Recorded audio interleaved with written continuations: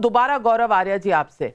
गौरव आर्या, क्या ऑपरेशन सिंदूर खत्म हो गया है या फेज 2 आने वाला है? नाविका जी, कहना बड़ा मुश्किल है कि सरकार ने क्या प्लान करा था। तो अब तो हम वो कहते हैं ना, hindsight is always 2020।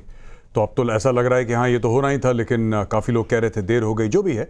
So nobody knows, but yes, जहाँ तक विश की बात, as a citizen you can wish, it's your right to wish. So I wish it is not over, क्योंकि जब भी हमने ये नॉन एस्केलेटरी करा है पाकिस्तान के साथ, ये हर समय हमें it's come back to bite us. मैं आपको उदाहरण देता हूँ, जैसे बालाकोट की हमने स्ट्राइक्स करी, बहुत बढ़िया स्ट्राइक्स थी, बेहतरीन थी।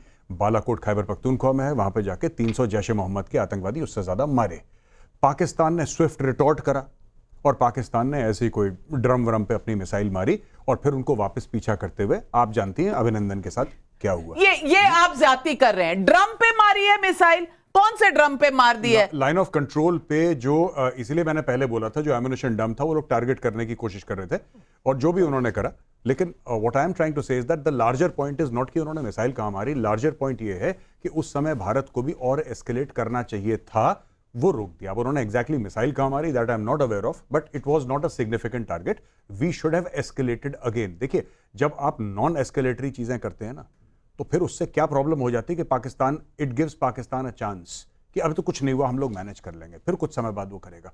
आप मुकम्मल इलाज करिए, फाइनल इलाज करिए, वरना ये चीज बार बार होती रहेगी। मेरा ये कहने का मतलब था, लार्जर पिक्चर यही है। लेकिन आप फौजियों की तरह सोच रहे हैं, वहां जो गवर्नमेंट है, सिविलियन गवर्नमेंट है, उसे वर्ल्ड फोरम पे देखना पड़ता है क्या होने वाला है। लेकिन कर्नल शैलेंद्र सिंह, आप कुछ कहना चाह रहे हैं? मैं सिर्फ ये कहना चाह रहा हूँ गौरव, यू आर राइट कि उन्होंने एक ब्रिगेड हेडक्वार्टर और एक फ्यूल डंप को टारगेट किया था, लेकिन अपने आप उन्हीं की अनाउंसमेंट थी कि हम इन दोनों टारगेट को एंगेज कर सकते थे, लेकिन हमने नहीं किया।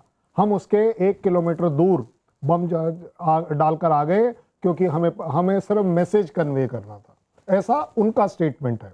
और by the way, on ground also that ordnance officer, जो फ्यूल डिपो वाला जो एएससी ऑफिसर है, luckily by chance I knew, तो वहां पर एक्चुअली जो जिसको बोलते हैं ना हम लोग साल्वेज के ड्रम्स, जो एक अलग खाली ड्रम्स को जो कंडम हो जाते हैं, वो साल्वेज में चले जाते हैं। ये उस ड्रम्स की बात चल रही है कि जहां पर वो बम गिरा था।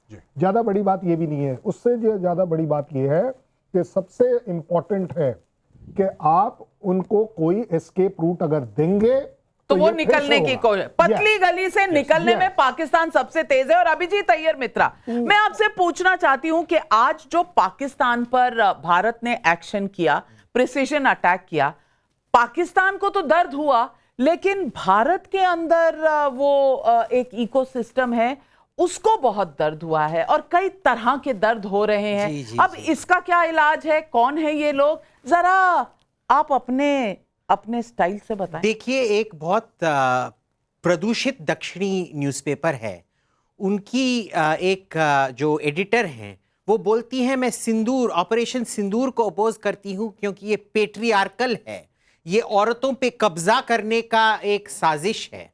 ये थी। फिर एक और थे, अब आपको पता है नविका जी, सबको पता है इस पैनल में कि पाकिस्तानी हैंडल्स को इधर दिखाई नहीं दिया जा रहा है हिंदुस्तान में। पर एक बहुत मशहूर से फैक्ट चेकर हैं जो कोई लोगों को ढूंढ रहे हैं जो असली में उन्हीं के बॉट्स हैं, जो उन्होंने ही, हाँ जी, तो उन्हीं के बॉट्स से उन्होंने ये सब बकवास फैलाया है और फिर उन्हीं को पकड़ के फैक्ट चेक कर रहे हैं। वो आपको याद है ना, जो वो मोहम्मद कैफी, वो क्रिकेटर कौन है, मोहम्मद कैफ के साथ क्या हुआ था कि पाकिस्तानी लोग हिंदुस्तानी बन के, मोहम्मद शामी, वो पाकिस्तानी बन के हिंदुस्तानी ये कर रहे थे। तो ये भी है। और उनका जो बाकी का इकोसिस्टम है, अरे एक कोई फ्रिंट या शिंट नाम का कोई ये है आउटलेट है, उसमें लिखा है ये फैक्ट चेकर तो मोदी के बराबर आ गए, जो मोदी देश के लिए हैं वो ये फैक्ट चेकर हैं, जाके देख लीजिए। फिर बाकी सब ट्वीट कर रहे हैं, अरे भाई ये फौज ने नहीं किया है, ये एयरफोर्स ने किया है, हमारे भाई ने किया है सब कुछ। आप देख रहे हैं? नहीं, मैं बिल्कुल, मेरे नाकाबिले बर्दाश्त है ये, मैं बिल्कुल ये देख नहीं रही। एक मिनट, प्रदीप भंडारी, एक शब्द, प्रदीप, एक शब्द, इतनी एक्सप्लेनेशन दी ना आपने, पूछा था तकलीफ क्या है, देखिए, एक बीमारी होती है पाइल्स, इनको पाइल्स है। प्रदीप भंडारी। नविका जी, एक बड़ी बात है कि लोग कह रहे थे, सोच रहे थे कि सिर्फ हम पीओजेके के अंदर घुसेंगे। हम पाकिस्तान के अंदर घुसे हैं, 100 किलोमीटर अंदर घुसे हैं, जो अभी तक कोई नहीं कर पाया। इसीलिए अमन की आशा वालों को दिक्कत है। और मुझे रामधारी सिंह दिनकर की कुछ लाइनें याद आती है जो आज देश के मूड को स्पष्ट करता है। और ये परशुराम की प्रतीक्षा में उन्होंने लिखी थी, जो असुर हमें सुर समझ आज हंसते हैं, वंचन श्रृंगाल भूखते सांप डसते हैं, कल यही कृपा के लिए हाथ जोड़ेंगे, प्रकटी विलोक दुष्टता द्वंद छोड़ेंगे। अर्थात आज पाकिस्तान भीख मांग रहा है कि बस अगर हिंदुस्तान आगे और कुछ नहीं करेगा तो हम आगे कोई एक्शन नहीं लेने वाले। तो जो कल तक हमें आंख दिखाने की कोशिश कर रहे थे, आज ना वो कुछ रिटेलिएट कर पा रहे हैं, ना जो इंटरनेशनल कम्युनिटी में उनको कोई समर्थन मिल पा रहा है। पर हाँ, इस देश के अंदर कुछ राशिद अलवी, जिग्नेश मेवानी और तमाम ऐसी लॉबी है जो कांग्रेस पार्टी के नेता है, उनका समर्थन जरूर अभी दिल के अंदर उनका भी ये है। मैं चाहूंगा तहसीन पुणे वाला, आप उनको सस्पेंड करवाइए, देश एक साथ है, और आप जाके राहुल गांधी के चेहरे पर भी खुशी दिलाइए, जिससे कि देश के अंदर एकजुटता दिखे। बिल्कुल। लेकिन गौरव आर्या, मैं आपसे पूछना चाहती हूं दो बड़ी चीजें। एक के जिस तरह से ये पाकिस्तान के अंदर जाकर हमने जैश ए मोहम्मद और लश्कर ए तोयबा के सारे टारगेट जो हमने किए हैं, ये एक नया संदेश देता है। ये एक स्ट्रेटेजिक शिफ्ट है भारत की पॉलिसी में, क्योंकि अब तक हम पाकिस्तान ऑक्यूपाइड कश्मीर, जो असली में भारत का ही इलाका है, जो इलीगली पाकिस्तान ने ऑक्यूपाई किया है, हमारे सारे ऑपरेशंस लगभग यहीं पर रहे हैं। बालाकोट में हम एक कोवर्ट एक्शन के लिए गए थे और बहुत जल्दी लौट आए थे। लेकिन ये बहावलपुर और जिस तरह से लश्कर के जो कैंप्स हैं वो टारगेट किए गए हैं लगभग 100 किलोमीटर पाकिस्तान के अंदर, ये क्या दिखाता है और क्या इसने नींदें उड़ा दी है आसिम मुनीर की? और नाविका, दो चीज़ें हैं। पहली चीज़ तो ये है कि आप बहावलपुर की बात करें या मुरीदके की बात करें, ये पाकिस्तानी पंजाब में हैं। और एक पंजाब हर समय पाकिस्तान में एक टेफलॉन कोटेड एरिया रहा है कि मतलब you throw dirt it doesn't stick.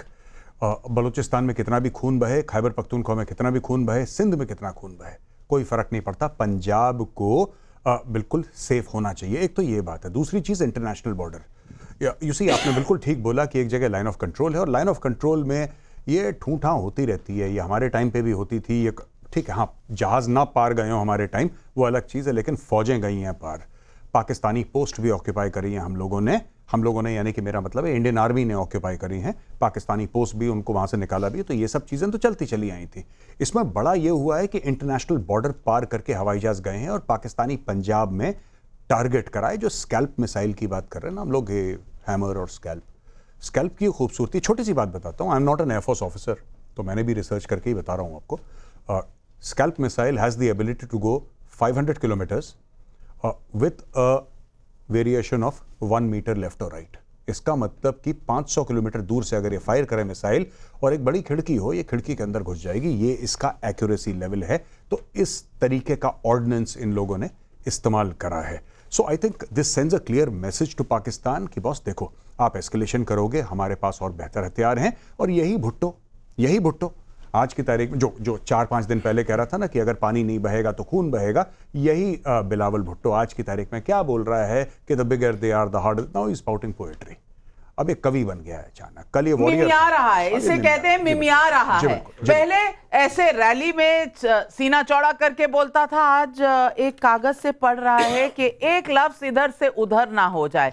लेकिन ये जो आप कह रहे हैं कि ये मिसाइल इतनी प्रिसीजन है, मुझे आपकी आंखों में नजर आ रहा था कहीं ना कहीं कि आप ये बताना चाह रहे हैं कि आसिम मुनीर की खिड़की से ये अंदर भी जा सकता है। I hope one day. मरी जी, मैं आऊंगी आपके पास। एक्यूरेसी में तो सही है ना, हवाई होगा, इट्स अ फैक्ट। वैसे मेरे को पैनल से एक प्रश्न पूछना है। किसी ने उस स्पीच के बाद आसिम मुनीर का शक्ल देखा है? लंदन में सारे पाकिस्तानी पॉलिटिशियंस लंदन और दुबई निकल कहाँ गए है भाई? और जिनका नाम आप ले रहे थे, उनका बॉयफ्रेंड ऑलरेडी चला गया है। आसिम मुनीर बाहर आओ बेटा, वो सब ठीक हो गया है। बॉयफ्रेंड ही है, बाहर निकलो आसिम मुनीर। मेहरान मरी, आपको पता होगा कौन सी बंकर में आसिम मुनीर। यहाँ हमारे पैनल पे बहुत से लोग उन्हें ढूंढ रहे हैं। हमारी फौज, हमारी एयरफोर्स को क्या जरूरत है, ये पैनल वाले ही उनसे निपटने को तैयार हो गए हैं। मेहरान मनी, आपके पास ताजा खबर क्या है? आपको भी तो ग्राउंड से खबर आ रही होगी, चोट लगी, बेइज्जती हुई दुनिया के सामने। कितनी चोट लगी, कितनी बेइज्जती हुई? जी, बेइज्जती उसका हो जिसका इज्जत हो। इन बेइज्जतों का तो इज्जत है नहीं, इनको क्या बेइज्जती होगा। जी, मैं एक बात आपके रिकॉर्ड, मेजर गौरव आर्या का मैं बिलखसूस बहुत एहतराम करता हूं। इनके वे ऑफ थिंकिंग से, इनके बातों से मैं हमेशा इत्तेफाक करता हूं। बलोच कौम इनका बहुत इज्जत और एहतराम करते हैं।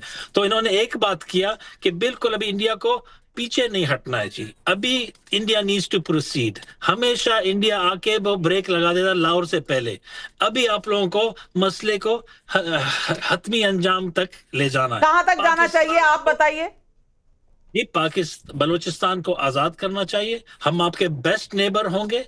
इन दो रोग, मैं बोल रहा हूँ जी, बांग्लादेश जो है ना, ईस्ट वेस्ट पाकिस्तान फिर से बना दे। पंजाब वेस्ट पाकिस्तान होगा, वो ईस्ट पाकिस्तान होगा जी। जीने दें इनको, अपना घास फूस खाएंगे और जैसे भी जिंदगी गुजारे, जितना जो करना है। जिहादी तो अभी न चाइना इनको घास डालेगा, न चाइना इनको भीख देगा, न कोई सऊदी देगा, अगर बलूचिस्तान और ग्वादर पोर्ट और हमारे मिल्कियत इनके साथ ना हो। फिर इनको जीने दे, सारे दिन अल्लाह अल्लाह करके बैठे 2 नंबर के मुसलमान। 2 नंबर के मुसलमान। लेकिन गौरव आर्या, मेहरान मरी जो कह रहे हैं, ये कहां तक सच है? और पाकिस्तान, कहां तक पॉसिबिलिटी है कि इस तरह से पाकिस्तान के टुकड़े हो जाएं? हम इच्छा तो व्यक्त कर सकते हैं, लेकिन क्या ऐसा होना पॉसिबल है? नहीं, बिल्कुल पॉसिबल है। एक बार पाकिस्तान को पहले भी कर चुके हैं और 2 टुकड़े कर चुके हैं पाकिस्तान के। तो ये कहना कि पॉसिबल नहीं है, ऐसा बिल्कुल नहीं है, बिल्कुल पॉसिबल है। लेकिन मैं गवर्नमेंट ऑफ इंडिया से कहना चाहता हूं कि आप लोग एक बार डिसाइड कर लीजिए, राइट? आप बलोचों के साथ हैं या नहीं हैं? अगर साथ हैं फिर पूरा साथ दीजिए। यहां पे टिबेटन गवर्नमेंट इन एग्जाइल बनी है ना, तो why don't you have a government of exile of Balochistan here? Chanakyapuri में उनको दीजिए ना बढ़िया सी बिल्डिंग, यहां पे अपनी एम्बेसी। आप देखिए, बात यह है कि बलूचिस्तान, मैं आपको बताता हूं, ये लोग पाकिस्तानी बड़ा कहते हैं कि ये दहशतगर्द फलाना, ये BLA। ये जब इन्होंने माओ के बेटों को मार दिया, जब लोगों को डिसअपियर करवा दिया, जब उनकी लाशें नहीं मिली, तब जाके BLA बना। BLA अचानक एक दिन उठ के उनको, बलोचों को ख्वाब में नहीं आया कि हम लोग BLA बनाते हैं। ये मजीद ब्रिगेड में वो कौन सी औरत है जो कि जाके, जिसने अपने अपने छाती पे अपना वो RDX लगाया और वो फट गई 3 चाइनीज इंजीनियर्स को? जब आप लोगों पे इतना जुल्म करेंगे, आपने पूरी कौम को दीवार से लगा दिया। तो ये क्या बच्चे ना 18 साल के, 12 साल के, 16 साल 18 साल के बच्चे ये हथियार लेके पहाड़ चले गए? ये क्यों चले गए? किसने मजबूर कर दिया इनको? ये देखना पड़ेगा। India should play on the front foot. It's a good cause, it's a just cause, it's an ethical cause. आप पैसे से सपोर्ट करिए, आप मिलिटरीली सपोर्ट करिए, आप डिप्लोमेटिक सपोर्ट करिए, आप पॉलिटिकल सपोर्ट करिए, और आप बलोचों को बिल्कुल अपना भाई समझ के कंधे से कंधा मिला के पाकिस्तानी स्टेट। बिल्कुल, वो सुबह आने वाली है, वो सुबह कभी तो आएगी। पहले कहा जाता था ये सुबह जल्द आने वाली है, लेकिन सवाल पब्लिक के भी उठ रहे हैं। विनय जायसवाल का रांची झारखंड से सवाल है, सेना ने कल्पना से बड़ी सजा दी है, भारतीय सेना को सैल्यूट, मोदी जी को भी, किसी को कोई संदेह है क्या? तहसीन पूनावाला, कोई संदेह? बिल्कुल नहीं, मुझे कभी भी नहीं था। लास्ट टाइम भी हमारे मिक्स से हमने उनके F-16 को गिराया, इस बार भी हमने उनको सबक सिखाया, और बार बार कर्नल साहब, मेजर साहब और इन जैसे लोगों की वजह से हम सुरक्षित हैं। एब्सोल्युटली, लेकिन पॉलिटिकल विल के बिना तो नहीं हो सकता। एब्सोल्युटली, चाहे वो इंदिरा जी थी या चाहे मोदी जी था, ये पॉलिटिकल विल दिखा। बीच में आपने डॉक्टर मनमोहन सिंह की बात नहीं की। 26/11 तो उनके समय में हुआ था, तब भी तो हम ये जवाब दे सकते थे। प्रदीप भंडारी, बिल्कुल नविका जी, आपने कहा इम्पॉसिबल। मैं कह रहा हूं कि कोई सोच सकता था 15 साल पहले कि हिंदुस्तान जो है पाकिस्तान के पंजाब के अंदर घुसकर मारेगा, पर मोदी जी ने किया कैसे हुए? निश्चिंत रहो, पाकिस्तान के 2 टुकड़े कैसे हुए? वाले और कैसे हुए? ये हमारे सैनिकों ने किया। पाकिस्तान के, भारत के सैनिकों ने पाकिस्तान के सैनिकों को सबक नरेंद्र सिखाया। मोदी जी बिहार में चले गए, क्या कर रहे हैं? अरे एक दिन पहले US, UK और इंडिया की FTA भी हुई, और उसके घंटों के अंदर हमने घुस के भी मारा। ये नया भारत इकोनॉमिकली भी आगे बढ़ेगा, घर के अंदर घुस के भी मारेगा, और सबूत गैंग को भी। क्या पहले नहीं? नरेश के सेना ने पहले नहीं किया? 11 के बाद आप लोग दौजिया खेल रहे थे सर। आज कांग्रेस को देश भर से आज आपको भी माफी मांगनी चाहिए। हमारे सेना के मनोबल, आज सेना के बारे में आप मत बोलिए। सेना हमारी बाजूती है और रहेगी। तहसीन पूनावाला, कोई कम नहीं, कोई कम नहीं महाकरा। 1971 एक दौर था, 2008 भी एक दौर था। 2008 का सवाल उठाओ तो सिर्फ 1971 से जवाब नहीं बनता। बिल्कुल, लेकिन वहाँ 2008 पे भी का सेना ने रोल प्ले किया, यहाँ पर भी क्या, हम देना सेना को पड़ेगा। सल्यूट करते और हैं। ये देश और मोदी सवाल जी के leadership को पूछेगा। भी। नरेश चौहान का नीमराना राजस्थान से सवाल है, क्यों ना मिलकर हम सब बोलें, जब तक भारत की फौज है ईद दिवाली रोज है। रविंद्र सराफ का कोलकाता से सवाल है, कल तक विपक्ष मोदी के 56 इंच की छाती पर टीका टिप्पणी कर रहे थे, मगर आज मोदी की तारीफ में एक शब्द भी बोलने से बच क्यों रहे हैं? अभिजीत अय्यर मित्रा, क्यों बच रहे हैं? आज सबने सेना की जरूर इज्जत अफजाई की, लेकिन पॉलिटिकल डिस्पेंसेशन पर एकदम पिन ड्रॉप साइलेंस, ऐसा क्यों? इतने दिल छोटे होते हैं राजनीतिक दलों में नेताओं के? देखिए नविका जी, मेरे को ना हमेशा अजीब लगता है। आपको पता है ना पुलिस स्टेट सब्जेक्ट है ना? पर जब तेलंगाना में कुछ होता है या केरल में कुछ होता है या बंगाल में कुछ होता है, मोदी तानाशाह है, मोदी करवा रहा है। समझो कि मुर्शिदाबाद में जो भी हुआ मोदी जाके खुद करके आए। पर जब एक्चुअल नेशनल, फौज तो स्टेट सब्जेक्ट नहीं है, फौज तो सेंट्रल सब्जेक्ट है, तो जब वो स्ट्राइक्स करवाता है तो मोदी के बारे में कुछ भी नहीं। बिल्कुल।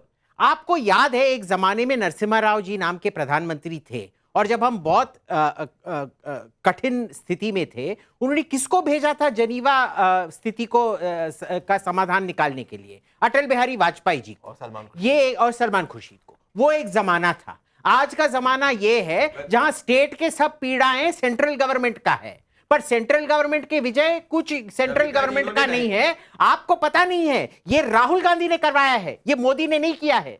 ये ऑपरेशन सिंदूर नहीं है, ये ऑपरेशन राहुल गांधी का कड़क जवाब है। राहुल गांधी जिंदाबाद।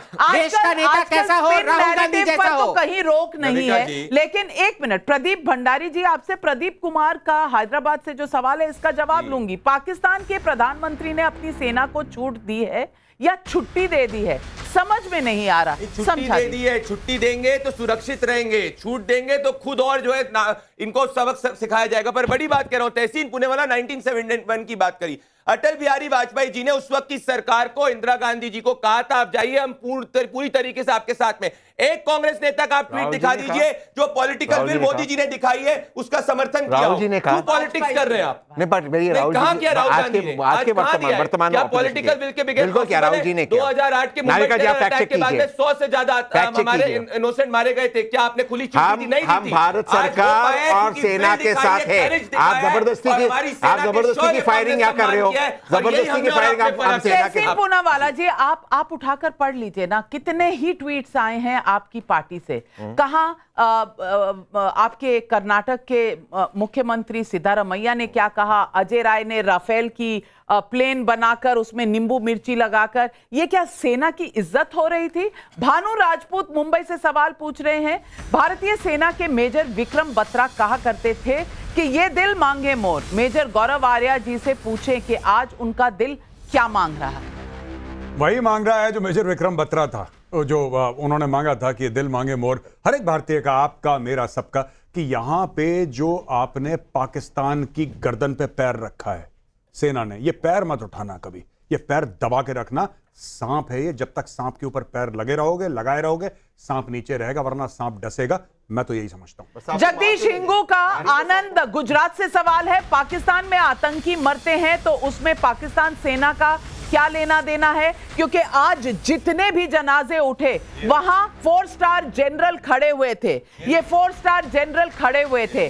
अब पाकिस्तान आर्मी और आतंकियों में क्या फर्क रह गया ये दुनिया जानती है। पाकिस्तान का झूठ अब चलने वाला नहीं है। अनंत नारायण मिश्र कानपुर से सवाल पूछ रहे हैं, आतंक रूप पेड़ की डालियों को काटते देखकर देशवासियों के मन को सुकून तो मिला है, लेकिन क्या पेड़ की जड़ों को यानी पाकिस्तानी सेना को नष्ट किए बिना शांति संभव है? ये मेजर गौरव आर्या तब से कह रहे हैं कि आसिम मुनीर का सर पकड़ के लेके आओ यहां पर।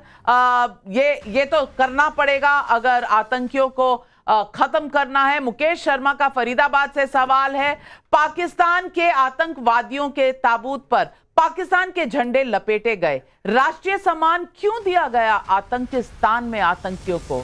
ये इसका जवाब आप जानते हैं। आप जानते हैं क्योंकि आपने देखा है।